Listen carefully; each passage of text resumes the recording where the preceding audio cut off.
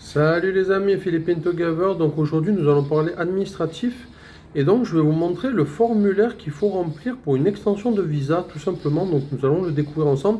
Allez, c'est parti, je vous montre ça dessus. Donc voici le fameux formulaire. Donc bureau de l'immigration, c'est marqué ici. Là vous avez le logo des Philippines, voilà. De l'autre côté vous avez un autre logo, voilà. Ensuite, nous avons, donc là, nous rentrons dans le vif du sujet. Donc ça, c'est si tu restes, donc le formulaire est en anglais, hein, il n'existe pas en français pour les non-anglophones, c'est en anglais obligatoirement. Donc, si tu restes plus de 6 mois, tu dois mettre une photo ici, une photo en couleur, c'est marqué ici. Colored photograph, donc une photo en couleur, ok. Pour les plus de 6 mois. Donc, method of application. Donc, tu dis que si c'est pour toi ou si c'est pour quelqu'un, authorized representative. Donc, quelqu'un qui t'autorise un représentant légal, tout simplement. Donc, le nom, BI Accreditation Number. Si c'est applicable, ça, je sais pas, honnêtement. Ça, je l'ai pas. Ça, personnellement, je connais pas. Donc, vous remplissez pas. Application, information. Donc, vous demandez si c'est régular ou express. Donc, normal, régulier ou express. Normal ou express. Express, ça va être plus cher, hein. Donc, express, il y a un supplément. Là, vous mettez le nombre de mois que vous restez. Donc, 1 mois, 2 mois ou 6 mois. OK? Ensuite, vous devez expliquer les raisons de votre extension de visa. Donc, pourquoi vous restez, tout simplement. Donc là, vous dites en général tourisme. Vous pouvez dire juste tourisme, vous marquez le mot tourisme, voilà. Contact information, donc les informations personnelles, informations de contact, le numéro de mobile in the Philippines. Donc il ne faut pas marquer votre numéro français. Si vous avez une puce philippine, vous mettez votre numéro philippin et non votre numéro français. Donc c'est marqué noir sur blanc. Email adresse, bon adresse email hein, tout simplement. Information personnelle, nom, prénom.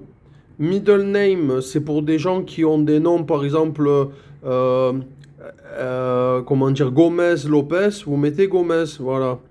Bon, après, Gomez, c'est un exemple, évidemment, hein. Vous mettez pas, vous pouvez Garcia, Lopez, Durand, Dupont, comme vous voulez. Overname, alias, ça c'est si vous êtes connu avec un pseudo, vous appelez, vous avez un pseudo, tout simplement. Date de naissance, au format donc 1er janvier 1990. Donc vous êtes sur de la date format classique, pas format anglais américain, d'accord? Donc si vous êtes un homme ou une femme, le lieu de naissance, birthplace c'est le lieu de naissance, le pays de citizenship c'est la citoyenneté. Donc si vous êtes français, anglais, portugais, etc. La taille, donc 8 en centimètres, pas en inch, pouces, etc. Donc c'est en centimètres. Le poids, donc en kilos, c'est marqué dessus. Ici, vous marquez le statut civil, donc marié, célibataire, divorcé, séparé, etc. Voilà, donc vous pouvez le constater. Ça, c'est votre adresse aux Philippines. C'est marqué in the Philippines. Donc, si vous restez chez un habitant, vous avez une copine, ou vous restez toujours au même hôtel, par exemple, vous mettez hôtel Tartampion, l'adresse, voilà. Donc ça, c'est le barangay. Ici, aux Philippines, toutes les villes sont séparées et tous les villages sont séparés en barangay. Donc, c'est des quartiers. Ce quartier, pour trouver dans quel quartier vous êtes, tout simplement, vous avez des panneaux et des gros affichages en fait marqués barangay X, barangay Y, Tartampion, etc. Donc ça, normalement, vous devez connaître le barangay où vous êtes. City, municipality, donc c'est la ville. La province, par exemple, si vous habitez à Cebu, votre province est Cebu. Si vous habitez à Mani, votre province est Mani, etc. Ok? C'est la grande ville. La province, c'est la grande ville qui est la plus proche de votre lieu de résidence. Zip code, c'est le code postal. Ensuite, ça c'est votre numéro de passeport, c'est marqué dessus, donc document de voyage au cas où, donc c'est le passeport.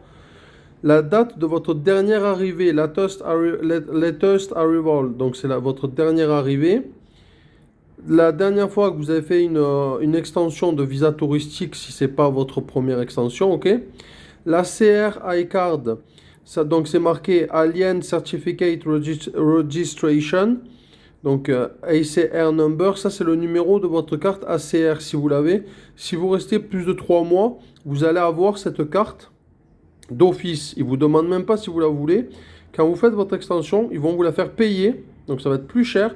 Et vous aurez cette petite carte qui est au format carte d'identité, ok? Ça c'est la date de validité. C'est marqué noir sur blanc. Special Security. Ça, je ne sais pas ce que c'est. Honnêtement, je ne vais pas vous dire de bêtises, je ne sais pas ce que c'est. Place of Approval, c'est le bureau qui a validé votre demande d'extension de visa, ok? Donc là, vous avez ce côté. Là, vous avez donc le numéro du vol quand vous êtes arrivé, la date de validité, voilà, ok? Ensuite, vous devez signer le formulaire, tout simplement, et dater le formulaire, toujours pareil, avec la date au format classique, on va dire, format français, on va dire, pour simplifier. Voilà, donc là, je vous remontre le formulaire, donc voilà, vous avez le formulaire en entier. Voilà, j'espère que cette vidéo vous a été utile. Donc là, vous avez toutes les questions auxquelles vous devez répondre du formulaire, du coup, pour faire une extension de visa.